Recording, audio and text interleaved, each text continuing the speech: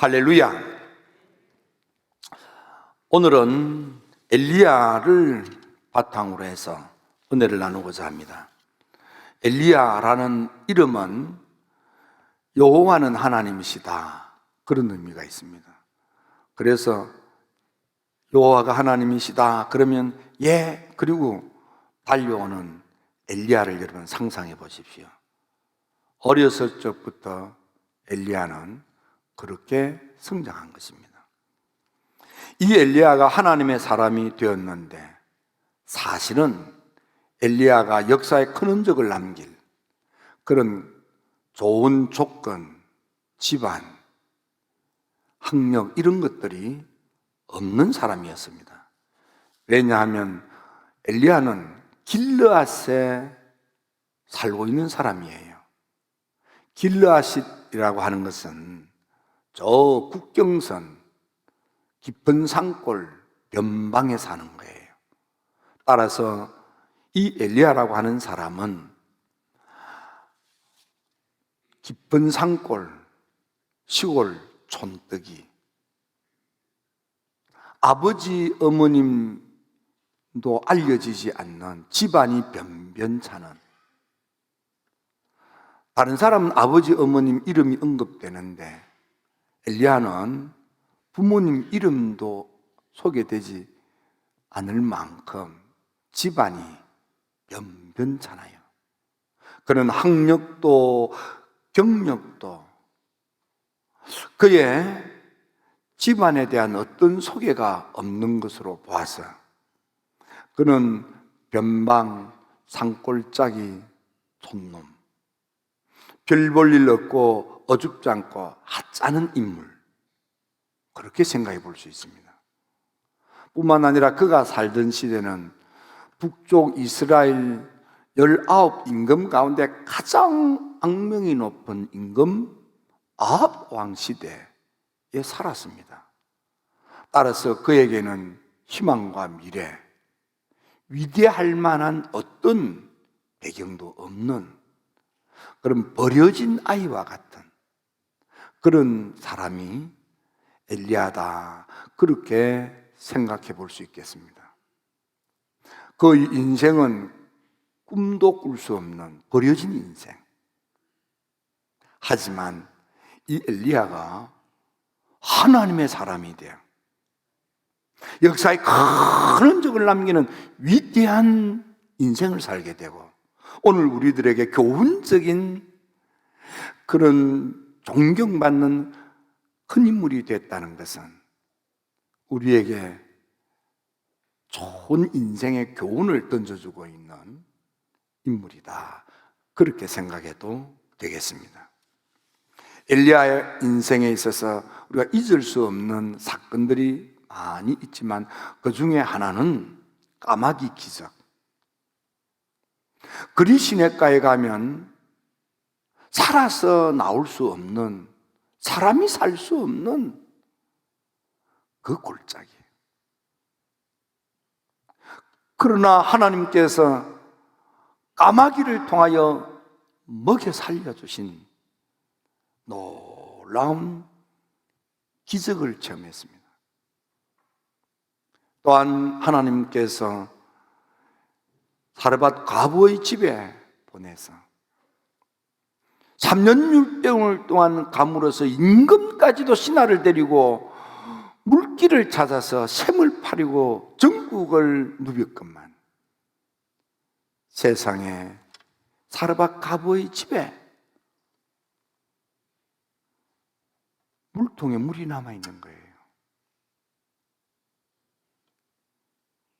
아직도 가루통에 가루가 남아있는 거예요. 아직도 기름병에 기름이 남아있는 거예요. 하지만 지금까지는 어떤 이유로 견뎌왔는지 모르지만 그렇게 갖춰졌던 이 사르밧 과부의 집에 이제 모든 것이 다 떨어진 것입니다. 가루 한 움큼, 기름 한 방울. 너는 먹고 살 수 없는 찢어지게 가난한 집. 하나님께서는 그 집에 엘리야를 보내서 남은 가뭄 흉년 기근의 때를 그 가부도 그 자녀도 엘리야도 더불어 함께 생존할 수 있는, 샘의 물이 마르지 아니하고 가루통에 가루가 떨어지지 아니하고 기름병에 기름이 없어지지 아니하도록 하나님께서 어려운 때를 먹여 살려주시는 물통의 기적, 가루통의 기적, 기름병의 기적을 체험한 거예요. 더 놀라운 것은 이 엘리야가 죽어서 백골이 되었는데, 이 엘리야가 이 사르밧 가부의 아들이 죽었는데, 그 죽은 아들을 위하여 3번 기도했더니 그 아들이, 죽었던 아들이 다시 살아나는 거예요. 여러분이 잘 아는 열왕기상 18장에 보면 엘리야는 12돌로 단을 수축하고 하나님께 기도할 때에 하늘에서 불이 떨어져서 그 제단을 다 불태워버리고, 닫혔던 하늘문을 열어달라고 무릎을 꿇고 하나님께 애절하게 기도했더니 7번 만에 닫혔던 하늘이 열리고 단비가 쏟아져서 기갈이 해소되고 기근이 청산되고 그 땅의 모든 백성들이 먹고 살 수 있는 엄청난 역사가 일어났습니다. 이 어려운 때에 엘리야는 문제 해결을 했던 장본인이었고, 그 시대를 살아가는 모든 사람들의 삶을 살리는 열쇠가 된 사람이 바로 이 엘리야였습니다. 우리는 이 엘리야를 통해서 오늘 이 어려운 때에, 지금 사실 우리가 얼마나 어렵습니까? 미국만 해도 코로나로 인해서 10만의 사람들이 그 병으로 불행하게도 유명을 달리하는 불상사가 생겼고, 지금은 저 남미에 또 참 감염에 시달리고, 아프리카도 막 시작이 되고, 온 세상이 경제활동이 멈춰진 어려운 때 우리가 어떻게 해야 할 것인가를 보고 배우고자 하는 것입니다. 첫째로 엘리야는 어떤 사람입니까? 그는 믿음이 좋은 사람입니다. 주님께서는 말씀하시기를 믿음대로 되리라고 했는데, 엘리야는 어떤 믿음을 가졌길래 엘리야를 통해서 믿음대로 되게 하시는 하나님의 놀라운 축복의 역사가 그 시대에 사는 모든 백성들에게 주어졌습니까? 엘리야는 살아계신 하나님을 믿는 믿음을 가졌습니다. 엘리야는 아브라함의 하나님, 이삭의 하나님, 야곱의 하나님, 곧 역사 속으로 검증된 살아계신 하나님, 그 하나님을 믿는 믿음. 엘리야는 어렸을 적부터 이름이 밝혀지지 않는 부모님이 이 아이를 낳아서 하나님, 여호와가 하나님이다, 여호와가 하나님이다, 일종의 신앙의 조교 교육이 엘리야의 이름 속에 담겨져 있는 거예요. 여러분, 여러분들의 자녀들 이 어려운 때에 믿음 좋은 자녀로 양육해야만 됩니다. 엘리야는 신앙의 조교 교육으로 좋은 믿음을 갖고 성장해서 하나님의 사람이 된 것입니다. 살아계신 하나님.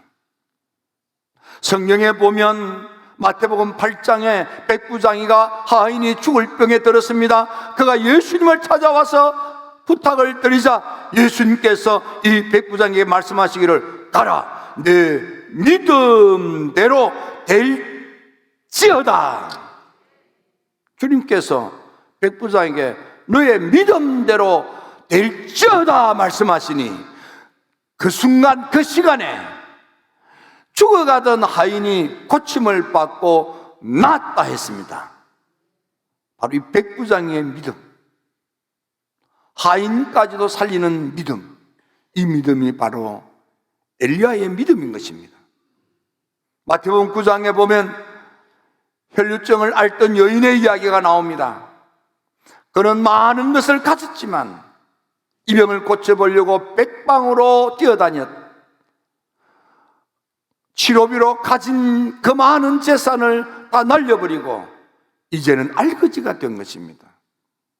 이제는 소망이 없습니다. 병은 더 중하여졌고 몸은 더 쇠하여진 것입니다. 근데 그때의 예수님 이야기가 떨려져서 마음속에 믿음의 감동이 섞인 것입니다. 그는 피를 쏟고 힘없는 여인의 몸이지만 가느린 여인이 사람들을 밀치고 예수님에게로 다가와 예수님의 옷자락을 잡는 순간에 예수님의 몸속에 있는 그 능력이 확 들어가서 혈류병이 증상만 사라진 것이 아니고 병의 근원까지도 사라지고 건강하게 남은 삶을 살 수 있게 된 것입니다. 이때 주님께서 이 혈류증 여인을 보고 말씀합니다. 따라 안심하라, 너의 믿음이 너를 구원하였느니라. 네 믿음이 좋아서 네 병 고침을 받았어. 네 믿음이 좋아서 내게 있는 능력이 들어가 너가 고침을 받고 이제는 건강하게 살 수 있게 된 거야. 건강의 복을 누리게 됐다 이 말이에요. 이 믿음이 바로 엘리야의 믿음이기도 한 것입니다. 마태복음 9장에 보면 두 소경이 예수님에게 다윗의 자손 예수여 불쌍히 여기게 달라고 소리 질렀습니다. 예수님께서 그 둘을 불렀습니다. 내가 너희 두 사람의 눈을 뜨게 해줄 줄로 믿니? 그러자 이 소경 두 사람이 아멘! 믿습니다! 내가 너의 눈 뜨게 해줄 줄 믿니? 아뇨! 예수님께서 이리 오라 그들의 눈을 만져 안수하시고 주님께서 말씀하시기를 너의 믿음대로 되라! 네 믿음대로 되라! 너의 믿음대로 되라! 믿음대로 눈이 열린 거예요. 예수님이 날 만지면 내 눈이 열려진다는 그 믿음으로 눈이 열린 거예요. 여러분, 캄캄한 인생, 앞이 보이지 않는 인생, 그래서 피를 먹고 얻어먹는 거지 같은 인생, 예수님 만나 예수님께서 그 인생을 변화시켜 눈뜨고 밝은 인생, 제자가 되어서 사는 복된 인생으로 삶이 변한 것입니다. 인생이 변화되는 놀라운 축복의 믿음. 마태복음 15장에 보면 스로보닉의 여인이 국경을 넘어서 예수님을 찾아왔습니다. 왜냐하면 사랑하는 딸을 고쳐보려고 고칠 수 없는 귀신병이 들려서, 그것도 흉악한 귀신에 들려서 망가진 딸의 모습이 너무나 안타까워 견딜 수가 없어 백방으로 애를 썼으나 소용이 없었습니다. 예수님 소문이 들리자 국경을 넘어 예수님을 찾아온 거예요. 예수님께서 이 스로보 여인에게 말씀합니다. 여자야, 내 믿음이 크도다. 내 믿음이 크도다. 내 소원대로 되리라. 내 소원대로 되는 믿음, 소원이 이루어지는 믿음. 예수님께서 여자야, 내 믿음이 크도다. 내 소원대로 되리라. 그때의 흉악한 귀신병에 인생이 망가진 딸이 제정신을 차리고 행복한 딸로, 건강한 딸로 회복이 된 것입니다. 이 믿음이 엘리야가 가진 믿음이고, 우리 힐답의 성도 여러분, 믿음 좋아 인생이 좋아질지어다. 믿음이 커서 크게 복될지어다. 여러분, 우리 힐답 성도들이 이 도시에서 이 시대에 가장 믿음 좋은, 그래서 믿음의 복, 믿음대로 되는 축복의 주인공이 될지어다. 믿음 좋은 분 되십시오.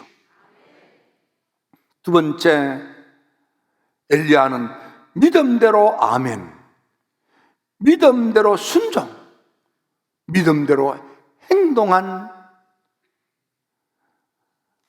그래서 하나님의 사람이 되어 위대한 인생을 사신 분이 된 것입니다. 믿음대로 아멘 했어요. 믿음대로 행동했어요. 믿음대로 순종했어요. 믿음대로 살았어요. 하나님께서 그를 하나님의 사람이 되어 축복의 중심에 서게 해주신 것입니다. 사도 바울이 로마 교인들에게 편지를 쓸 때 로마서 2장 6절에 보니까 하나님께서 각 사람에게 그 행한 대로 보응하시되, 우리 하나님은 어떤 하나님이냐 하면 우리가 어떤 생각, 어떤 마음을 가지고 어떻게 행동했느냐에 따라서 보응하시는 하나님. 그러니까 로마 교회 교인들아, 너가 한 행동을 하나님이 주목하셔 살피시고 너희들의 행한 대로 하나님께서 갚아주신다 이 말. 그러니까 행동 거지를 복받도록 해라 그 말이에요. 바울은 믿음의 참아들 디모데에게 두 번째 편지를 쓸 때에 디모데후서 4장 14절에 디모데야, 나의 진짜 아들 같은 디모데야, 네가 목회할 때에 거기 사업 잘 되어서 돈 많다고 그들먹거리고 너에게 해코지를 하고 교인들 앞에 그들먹거리면서 교인들을 힘들게 만드는 그런 사람이 있지. 근데 그 인간 너무 신경 쓰지 마. 그 인간 때문에 힘들어하지 마. 그거 말이야, 주님께서 그 인간이 그렇게 행한 대로 주님께서 갚아주실 것이야. 너 신경 쓰지 마. 지 한 짓대로 주님이 갚으셔. 주님이 심판하실 거야. 구리 사업으로 큰 돈을 벌었지만 하나님의 축복에 감사하여 겸하고 겸손하게 헌신하고 섬기지 않고 돈 있다고 그들먹거리고 목사님에게 아픔을 주고 해코지하고 성도들을 함부로 대하여 많은 사람들에게 힘들게 만드는 알렉산더. 디모데야, 그런 사악한 이가 있지만 너무 아파하지 말고 힘들어하지 마. 그냥 버려둬. 조금 있으면 주님께서 그 인간이 행한 대로, 그 인간이 행동한 대로 주님이 반드시 갚으시리라. 그가 해코지를 했으면 주님이 그 사람에게 심판하신다 이 말이에요. 믿음으로 행한 대로, 믿음 가지고 행동한 대로 하나님께서 보응도 하시고 하나님께서 갚아도 주신다 이 말이에요. 예수님께서도 마태복음 16장 27절에 주님이 오시면 그때 각 사람의 행한 대로 갚으시리라. 주님이 다시 오실 때 우리가 어떻게 믿음으로 행했는지 하나님께서 갚으신다 이 말이에요. 장로교 운동을 일으킨 요한 칼뱅은 믿음은 눈 감고 아멘, 눈 감고 순종, 눈 감고 행동하는 거다. 앞뒤 가리지 않고 믿기 때문에, 주님 말씀하시면 믿음 때문에 눈에 보이는 대로가 아니라 내 상황과 형편과 처지가 어떠하든지 따지지 아니하고 주님이 말씀하시면 아멘, 절대 아멘, 절대 순종. 여러분, 우리는 하나님보다 내가 더 똑똑한 줄로 착각하고 내 눈에 보이는 걸 우선시하면서 하나님의 말씀에 아멘하지 못할 때가 참 많습니다. 하나님 말씀하시면 그냥 그 하나님을 믿는 믿음으로, 절대 믿음으로 아멘하고 따르면 되는 거예요. 하나님께서 엘리야 보고 엘리야야 그리 시냇가로 가라, 아이고 거기 가면 살아서 못 나오는데요 하지 않았어요. 하나님 가라치니까 그냥 눈 감고 간 거야. 세상에 그곳에서 까마귀를 통해서 먹여 살리실 줄 누가 알았어요?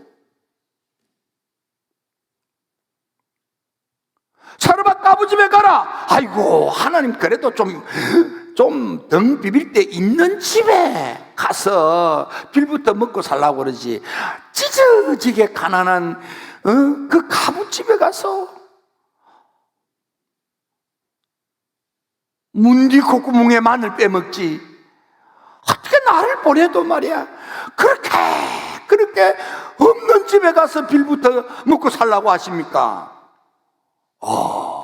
그렇게 따질 수 있지 않겠어요? 주님이 가라시니까 간 거예요. 먼저 물 따오. 지금 3년 6개월 동안 가문데 물 한 모금이 금값이라 이 말이야.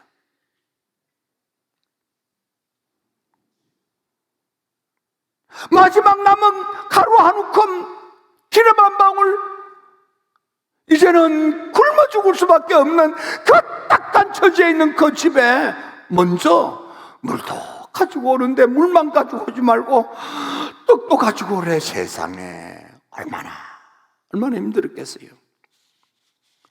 주님께서 가라니까 그냥 가는 거예요. 그래서 요한 칼뱅이 복받는 믿음, 응답받는 믿음은 그냥 눈 감고 아멘 그러고 하는 거래.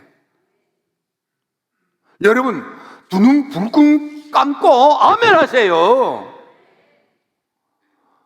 그냥 두 눈 감고 순종하세요. 행동하는 믿음 위에 하나님께서 갚아주신대. 세 번째, 심은 대로 거두게 하시는 그 하나님. 갈라디아서 6장 7절에 보니까 바울이 갈라디아 교인들에게 편지를 쓰면서 스스로 속이지 말라, 스스로 속이지 말라, 양심 속이지 말라 이 말이에요. 신앙의 양심 속이지 말라. 하나님은 만월이 여김을 받지 아니하시나니 하나님 속이려고 하지 말라. 하나님 그렇게 만만한 하나님이 아니야. 하나님이 7눈을 뜨고 너희들을 감찰하시는 하나님, 너가 지금까지 어디에서 무엇을 했는지 아시는 하나님, 앞으로 너가 어떻게 해야 너에게 복된 삶이 될 것인지를 환히 꿰뚫고 계신 그 하나님, 그 하나님이 아무것도 모르는 멍청한 하나님이라고 착각하지 말라. 하나님 다 보고 계신다. 자기 신앙 양심도 속이지 말고 너 자신도 속이지 말고 하나님이 나를 살펴보고 계신다는 코람데오의 신앙을 가지고 그렇게 믿음 생활을 해라. 사람이 무엇으로 심든지 그대로 거두리라. 심는 대로 하나님이 거두게 해주신대. 사르밧 가부는 하나님의 사람 엘리야가 물 한 모금 다오, 내게 먼저 떡 가져와. 세상에 사랑하는 아들과 함께 마지막 입에 통 넣고 굶어 죽을 수밖에 없는 그거 내놓으라는 거예요. 여러분, 그런 헌금할 수 있어요? 그런 헌신할 수 있어요? 그런 봉사를 할 수 있어요? 그게 심는 거예요. 그걸 심었더니 남은 가뭄, 남은 흉년, 남은 기근의 때를 하나님의 사람, 그리고 사르밧가부 그 아들들을 하나님이 살려주시는 거예요. 심었기 때문에. 하지 않았으면 거둘 수 없는 거예요. 여러분, 믿음으로 헌신을 심으세요. 믿음으로 예물도 드리세요. 믿음으로 기도를 뿌리세요. 하나님이 응답으로 거두게 하시고 축복을 거두게 하시고 여러분의 남은 인생이 하나님께서 개입하고 간섭하셔서 붙들어 세우시고 보배로운 삶을 살도록 만들어 주시는 거예요. 힐탑의 가족 여러분, 하나님 살아계세요. 여러분들도 하나님의 사람 엘리야가 될 수 있습니다. 여러분들도 믿음대로 되는 체험의 주인공이 될 수 있습니다. 행한 대로 갚으시는 하나님의 축복을 누릴 수 있습니다. 심은 대로 거두는 풍성한 삶을 살 수 있습니다. 기도드립니다. 좋으신 아버지 하나님,